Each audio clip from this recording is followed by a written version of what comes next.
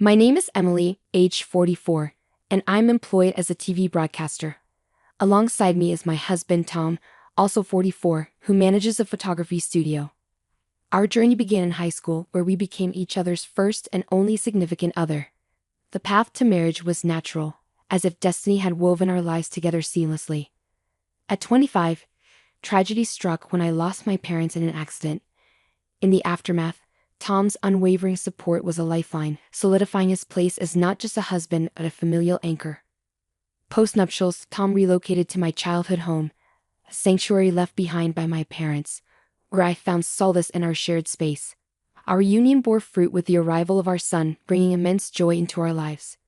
Tom proved to be the epitome of an egalitarian partner, seamlessly balancing household responsibilities and childcare, a testament to his commitment to our shared goals. Yet, amidst our bliss, a shadow loomed in the form of my mother-in-law Jen. She couldn't reconcile with the sight of Tom, a man, taking charge of domestic duties. Reflecting on an incident a decade past, when our son was just beginning elementary school, Jen's presence escalated. With the transition from nursery to elementary school came logistical challenges, prompting us to rely on her assistance in ferrying our son home. Her frequent visits coincided with her husband Steve's retirement, affording them both ample free time. Jen, a staunch traditionalist, had embraced the role of homemaker while Steve was less inclined towards household chores.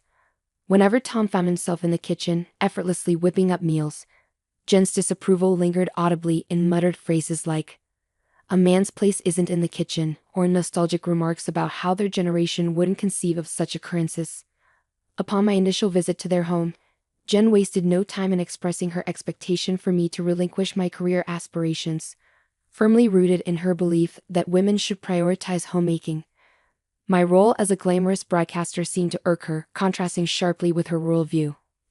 Yet Tom, who had witnessed my passion for broadcasting since our high school days, remained steadfast in his support for my ambitions. Likewise, I championed his pursuit of photography, and our symbiotic collaboration felt organic and effortless. Navigating the challenges of nursery school proved to be a joint effort, but the transition to elementary school brought unexpected hurdles, particularly with after-school care proving less accommodating. This compelled us to lean on Jen's assistance more heavily. As she began to frequent our home, her critiques of household tasks became a common refrain. Despite Tom's nonchalant responses defending our division of labor, Jen persisted in voicing her disapproval, often behind my back.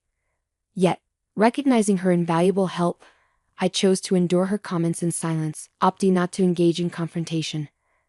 Despite her traditional values, Jen had a surprising affinity for modern conveniences. Proudly brandishing her smartphone, she boasted of being the sole owner among her peers, reveling in the ease of access it provided.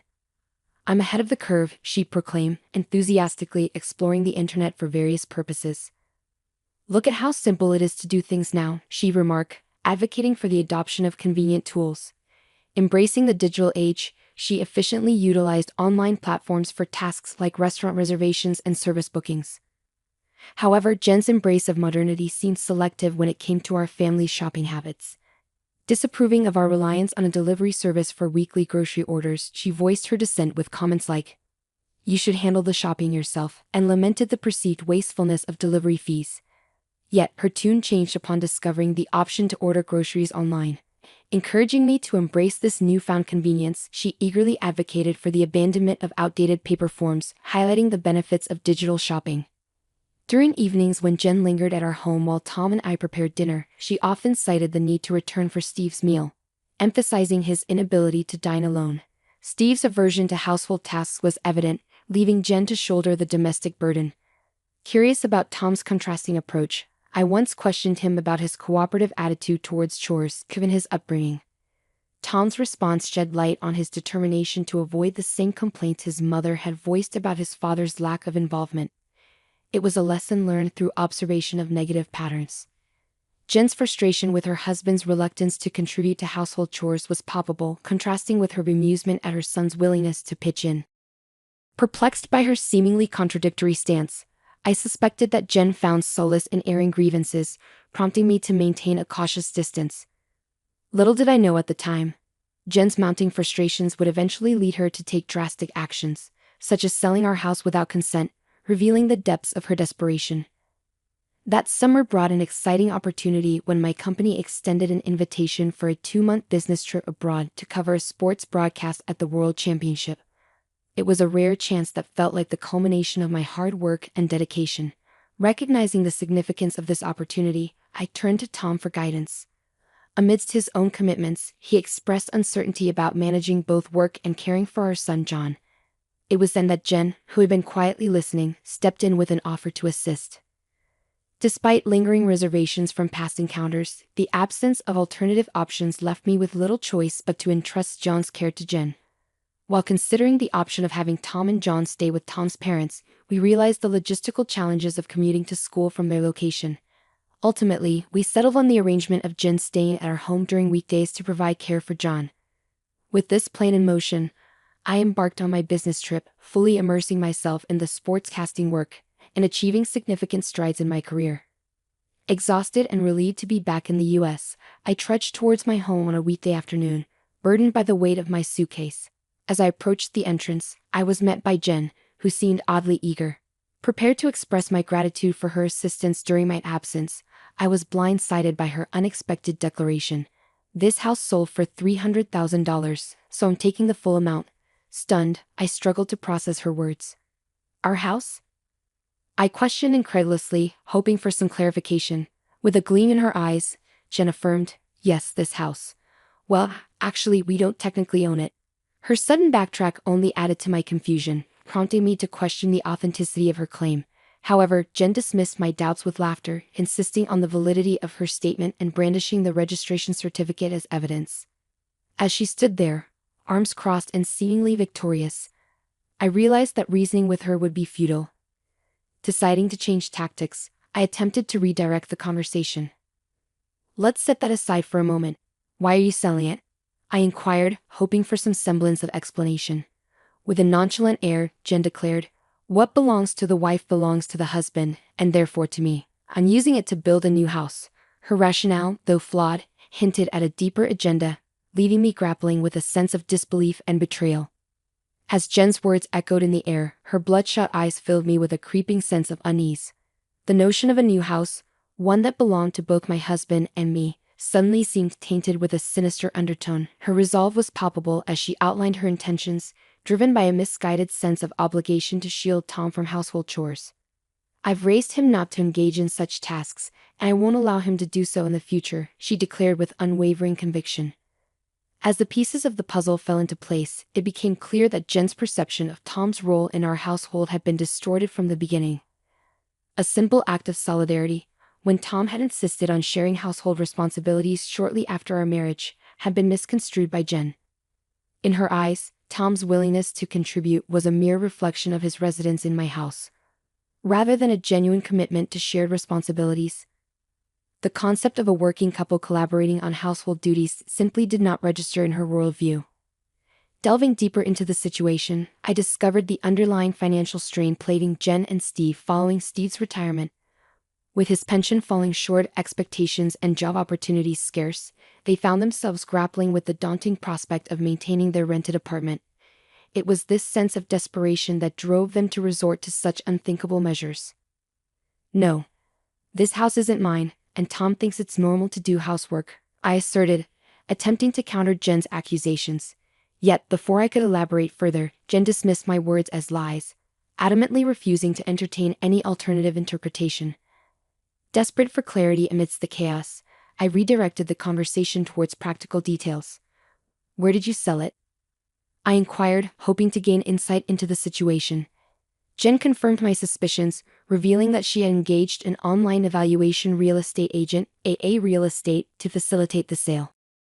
With minimal effort, the necessary documents were submitted, and the transaction proceeded seamlessly. "It's a convenient world, isn't it?" she remarked with a hint of satisfaction. As the details emerged, it became apparent that Jen had acted impulsively, swayed by the assurances of the real estate agent. The allure of a lucrative offer, coupled with the buyer's eagerness for a property in our area, had seemingly convinced her of the transaction's merits, selling a 20-year-old house for $300,000. "I found a good real estate, didn't I?" she boasted proudly, oblivious to the turmoil her actions had caused. As I delved into my investigation, I came across a website for the real estate company that appeared legitimate. Attempting to confirm the validity of the sale, I dialed their number, only to be met with silence on the other end. Seeking clarification from Jen regarding her involvement, I demanded to know if she had physically visited the real estate company's address. Her response was dismissive, claiming that such visits were unnecessary in today's digital age. Determined to uncover the truth, I issued a firm ultimatum: visit the address in person the following day, or our discussion would cease. To my astonishment, Jen's tearful call the next day confirmed my worst fears. The purported real estate company was nowhere to be found. In its place stood a derelict wooden structure devoid of life. Despite the gravity of the situation, I couldn't help but burst into laughter at Jen's folly. Upon her return, Jen confessed to her misguided actions. Fueled by a misplaced sense of opportunity upon discovering the house registration certificate in my name during my absence, she had enlisted the services of the real estate agent. Their shameless assurances, coupled with Jen's naivety, led her to believe that the sale was legitimate, even without actual ownership. In her eagerness to seize what she perceived as an opportunity, she had unwittingly fallen prey to deception, providing the agent with all the requested documents without hesitation. Upon discovering a potential buyer, the fraudulent real estate agents demanded a deposit, half of their commission fee, amounting to $4,800, equivalent to half of the $9,600 commission promised for the $300,000 sale. Concerned of the gravity of the situation, I promptly contacted the authorities to report the scam. 2 officers were dispatched to our home to investigate the matter further. To our dismay, the police officers revealed that such internet fraud, masquerading as legitimate real estate agents, had become increasingly prevalent. Their modus operandi involved offering free property valuations, soliciting official documents from unsuspecting victims, introducing a fictitious buyer, and then absconding with a hefty fee. It was a cunning scheme that preyed on the vulnerabilities of individuals seeking to sell their properties. With the proliferation of vacant houses and the ease of fabricating addresses for document delivery, such fraudulent activities had surged in recent times. The officers theorized that the fraudsters likely designated a postbox under a fictitious name to receive the documents. Trembling with apprehension, Jen cooperated with the police, providing them with vital information. However, their inquiry took a startling turn when the officer questioned Jen about the house deed. In a barely audible voice, she admitted, "No, it was the original." The revelation left the officer visibly astounded, underscoring the severity of the situation and the extent of Jen's unwitting participation in the scam.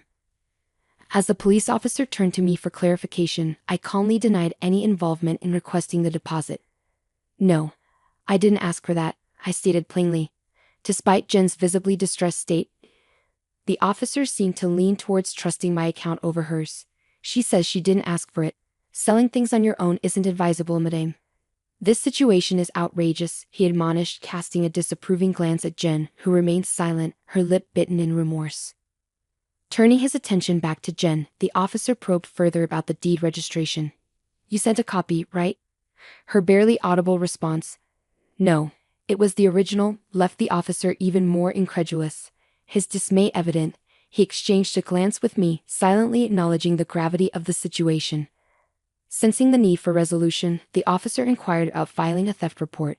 However, I declined, explaining that the document had no validity in the sale process. "Actually, this house has already been sold to someone else," I revealed, elaborating on the legal changes that rendered the deed registration obsolete in such transactions. While I cherished the deed as a memento of my parents' legacy, its practical significance had diminished over time. With this revelation, the reality of the situation began to sink in, leaving Jen with a heavy sense of regret. As the reality of the situation began to dawn on Jen, she realized her misunderstanding regarding the deed and its implications. In her mind, the presence of the deed signified ongoing ownership of the house. Unaware that its significance had diminished in the sale process orchestrated by the fraudsters, faced with embarrassment and frustration, she turned her gaze towards me with a hint of resentment, questioning why I hadn't sold the house myself. Her muttered words stung, insinuating that my career choices had led to our current predicament. Meeting her gaze with a calm resolve, I explained the true reason behind the sale: Tom's ambition to pursue his dream photography business. With insufficient funds to kickstart his venture, we had made the difficult decision to part with our cherished family home, selling it to an acquaintance and subsequently renting it back. As I recounted the series of events, Jen's demeanor shifted, her shoulders slumping in defeat. Her tearful outburst laid bare the deeper frustrations plaguing her own life, revealing the stark contrast between her own marital struggles and our united front. As she lamented her husband's perceived shortcomings, her grievances poured forth unabated, leaving the police officer at a loss for words as he struggled to navigate the emotional turmoil unfolding before him. Despite filing a fraud report, the perpetrators remained elusive, evading capture for over a decade, leaving little hope for the recovery of the lost funds. In the wake of the ordeal, Steve's trust in Jen waned, prompting him to assume full control over their finances. Stripped of any financial autonomy, Jen found herself relegated to seeking Steve's approval for even the most basic expenses, a restriction she found suffocating and frustrating. As she grappled with the consequences of her actions, Jen turned to Tom for solace, only to be met with a reminder of her own culpability. Bereft of disposable income, she sought employment through senior job listings, eventually finding fulfillment in teaching the elderly how to navigate modern technology. Despite her own struggles, Jen's empathetic approach endeared her to her students, earning her respect for her ability to relate to their challenges and patiently guide them through the intricacies of smartphone usage.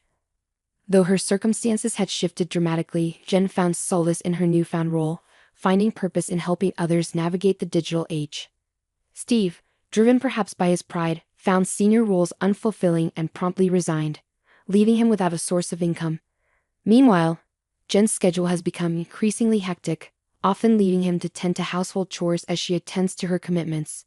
Surprisingly, Steve has discovered a newfound passion for cooking and is honing his skills in the kitchen.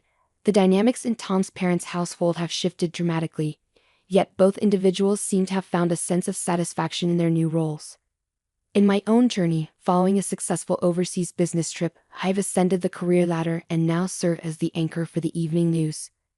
Tom's photography studio is thriving, and together, we've accumulated enough savings to contemplate repurchasing and renovating the family home.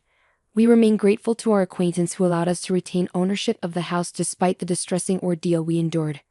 Ultimately, the situation proved beneficial for Tom's parents. As our son nears adulthood at 17, I've imparted this tale to him as a lesson on the dangers of internet fraud. However, out of respect for his grandparents, I've chosen to keep the aspect of their attempt to sell our house a secret, preserving their dignity.